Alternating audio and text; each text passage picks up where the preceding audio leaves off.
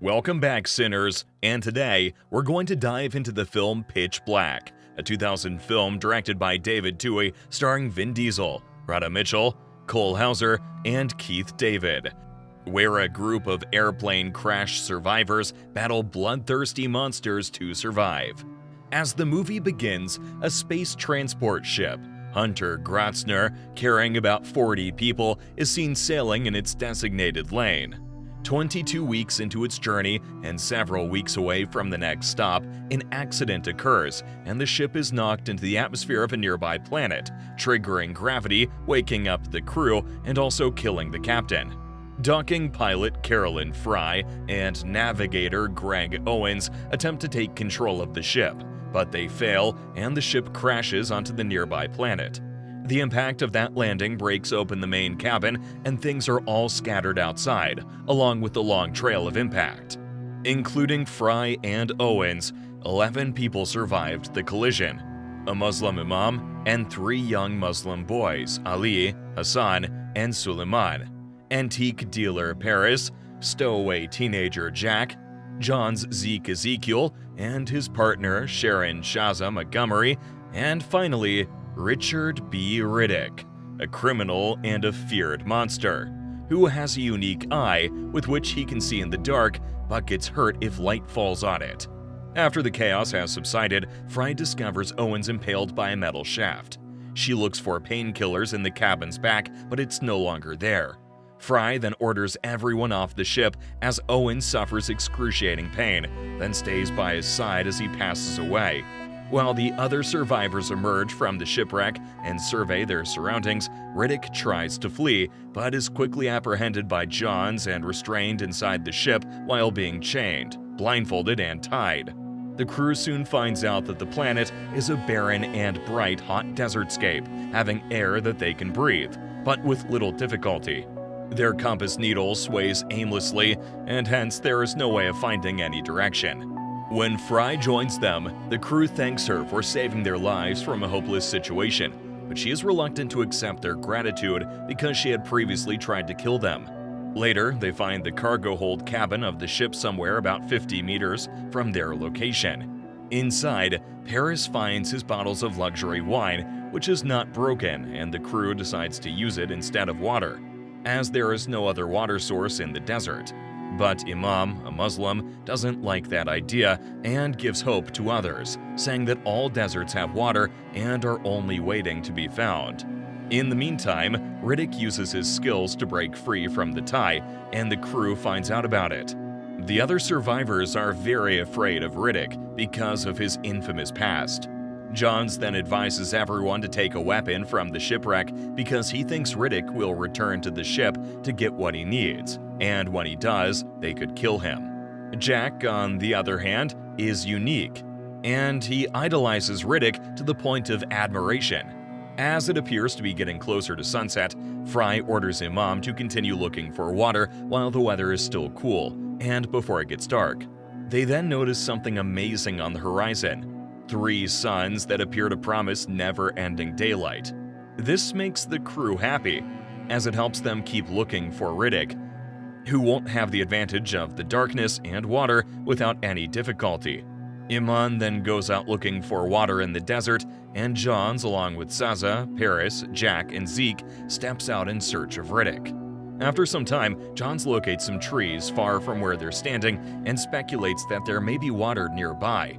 However, when they arrive, they discover it to be a massive bone structure lying along a lengthy channel of enormous animal skeletons.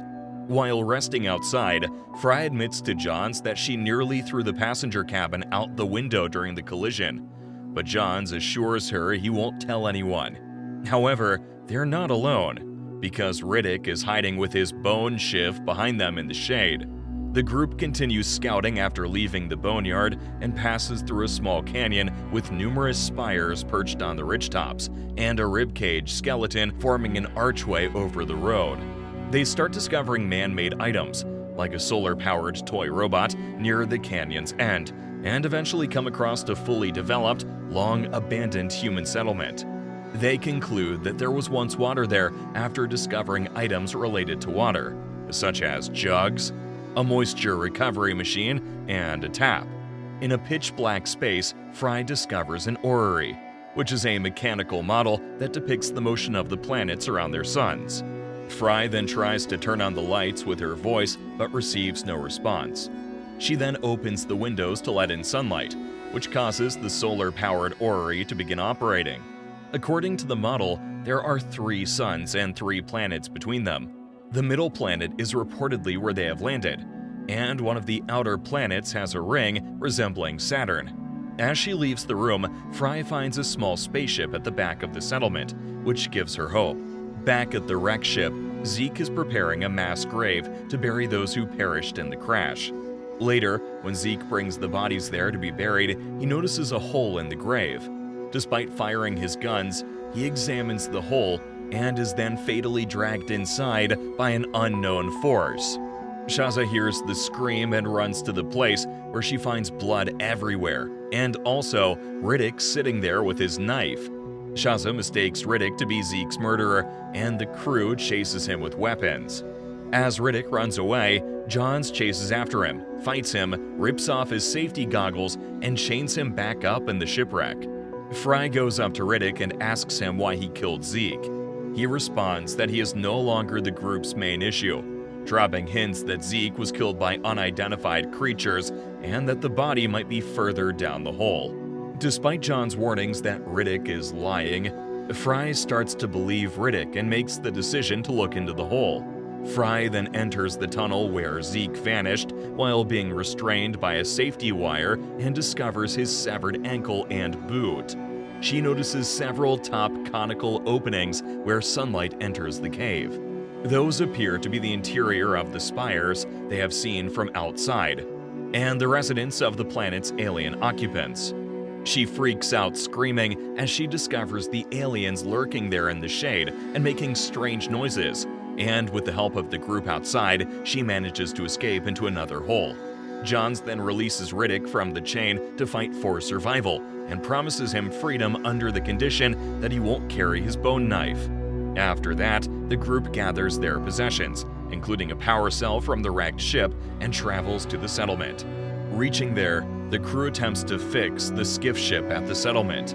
Meanwhile, Iman and his boys fix the moisture machine, and they're overjoyed as water starts to flow from the tap there. In imitation of his hero Riddick, Jack finds a shaving tool, shaves his head, and wears a pair of goggles. Riddick, exploring around, discovers a strangely chain-locked coring room from the inside. But as he enters the room, he is playfully followed there by Jack and Ali, with Jack hiding on top of the room and Ali sneaking inside. After finding nothing, Riddick and Jack return to the group and find the group reportedly celebrating the discovery of water.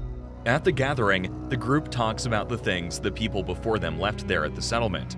From everything they found, they assume that the former inhabitants were geologists, but are confused why they left the planet and all of those things, including the skiff ship behind. While the others attempt to explain, Riddick declares categorically that the former occupants are all dead, and by the same monsters that killed Zeke. While all this happens, Ali is still in the dark corner room, which regrettably has alien birds nesting close to its ceiling. Suddenly, the coring room's roof opens, scattering alien birds due to sunlight. The monsters begin to attack Ali, so he flees to another room to hide. The others rush into the coring room after hearing Ali scream, where they discover her battered body lying on the floor. Later, when they decide to check what's inside the coring shaft with a flare light, they discover a vast collection of human skeletons and skulls. The geologist had hid there believing it to be safe, but Riddick explains that they were killed by the flying aliens who entered through some gaps. Later, Fry discovers a coring sample that was taken in the exact same month 22 years prior. She goes back to the planet's model and switches to the current year. She learns that a total eclipse occurs every 22 years when all 3 planets and the suns on either side align, covering the middle planet in total darkness. And since the 3 planets also move together for a while after that, the eclipse should last for several days, or even several months. Realizing they don't have much time, Fry and the others move quickly with their plan to retrieve the power cells from the sunken ship.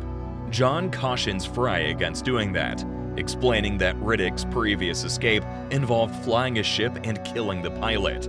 As a result, they should wait to bring the power cells to the skiff ship until the very last minute to prevent Riddick from being able to hijack them. Later, Riddick approaches Fry and reveals that Johns is a bounty hunter instead of a cop, and makes hints about John's drug use. When Fry confronts Johns about the recent information about him, Johns acknowledges that he is not a police officer. She also discovers Johns injecting morphine into his eyeball and is enraged by the fact that he withheld the painkillers when Owen desperately needed them while he was dying. When they finish arguing, the group finds out the eclipse is starting. So they immediately drive the solar-powered buggy back to the crash site to retrieve power cells. Before they could return to the skiff ship, it became very quickly pitch black, rendering the solar-powered vehicle useless. At dusk, they notice a growing squealing sound coming from the spires, and thousands of young, medium-sized aliens ascending into the sky. Everyone runs for cover inside the cargo hold cabin, but Shaza and Riddick lag behind and are forced to crouch to the ground as a hail of flying creatures passes by. Shaza screams in fear and tries to flee, but she's quickly dismembered and lifted into the air. By hiding out until the flock departs, Riddick manages to survive. The group then hides deeper into the cargo hold, while a creature pierces the wall with its claws. While telling Fry to keep cutting the walls with the cutting torch, Riddick advises others to remain still. When the creature comes closer, Hassan flees in fear, but another one appears out of the shadows and kills him.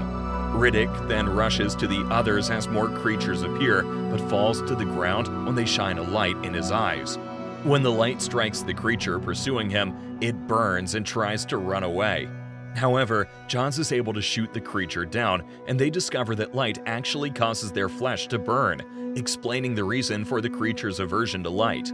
After deciding they can't use the buggy, the group decides to walk back to the dropship. They soon make their way back to the main cabin of the ship to get the power cells and gather all the light they can carry. Riddick takes the lead as they soon begin to drag the batteries back to the mining settlement, and the light surrounding them prevents the aliens from getting too close. As they continue walking, Paris accidentally drops a flashlight, so Jack attempts to retrieve it. The team saves Jack, but Paris panics and crawls away, resulting in the breaking of the entire glow tube system. Soon after, his lights go out and an alien stabs him.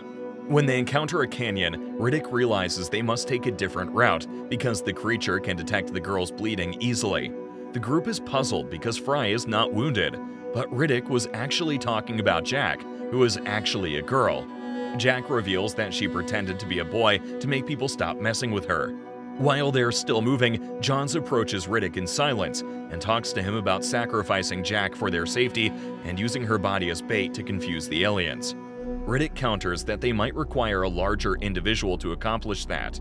Johns realizes Riddick is talking about him, and they both end up fighting, where Riddick uses his knife and slashes Johns' back. Johns loads his firearm, but Riddick disappears in the dark by the time he's ready to shoot. As he searches for Riddick, an alien creature impales him and bites off his head. When Riddick rejoins the group, he advises them to keep moving in the direction of the settlement. Jack begins to cry when he informs them that Johns has passed away, but Riddick tells her not to weep for him. In order to keep Jack hidden from the creatures, the group dashes through the canyon while keeping her in the middle. Riddick drags the power cells behind him and follows them closely. A swarm of insects flies in their direction, but the creature can't attack due to their lights. While passing through a gigantic skeleton, a creature grabs Suleiman's leg. They manage to fend off the beast by lighting the fuel that Suleiman dropped on the ground. Riddick continues to move forward as if he were leaving them behind. But when an alien attacks Jack, Riddick retreats to engage the alien in hand-to-hand combat before killing it by slicing its flesh with his knife. Suddenly, it starts to rain, so they have no choice but to stop and find cover to protect their torches. While Riddick contemplates their next move, a creature grabs Suleiman and disappears to the top of the cliff. Later, Riddick takes them to a cave and seals the opening to keep them safe. After that, Riddick sets out on his own and arrives at the settlement quickly. When their last torch's fuel runs out at home, they gather all the glowing insects they can find and put them in an empty bottle to create a new light. Worried that Riddick might leave without them, Fry gets out of the cave and heads to the settlement. When she gets there, she discovers Riddick getting ready to pilot the dropship. Opening the door, Riddick tells Fry to let the others go. Fry enters the ship hesitantly, but quickly comes to her senses and lunges at Riddick to assert her command as the ship's captain. Afterward, she emphasizes that she won't leave anyone behind. Then, after bringing her under control, he asks her if she would risk her life for Jack and Amon. When Fry tells him that she is ready to sacrifice herself for them, Riddick follows her back to the cave to retrieve them. On the way back to the ship, the group encounters several creatures blocking their way, but they're able to move past them. Fry, Jack, and Amon soon reach the ship, but Riddick is left to deal with the creature. Riddick manages to stay within the beast's blind spot, but is exposed to another creature that appears behind him. Fry leaves Jack and Amon at the ship and runs to Riddick's assistance after hearing the screams. He succeeds in killing it as well as making his way to her, bleeding from a leg wound. As Fry tries to help him, a flying creature stabs her and takes her away. Soon, Riddick gets into the pilot's seat and starts the dropship's engine. He then chooses to temporarily turn it off and wait for the creatures to approach them. Jack requests that Riddick fly the plane as she is terrified by the beast approaching them. As the creatures try to break into the ship, Riddick starts the engine, killing them with the flames from the exhaust. When they reach space, Jack is asked by Riddick to inform the authorities that he passed away on the planet as the film fades to black.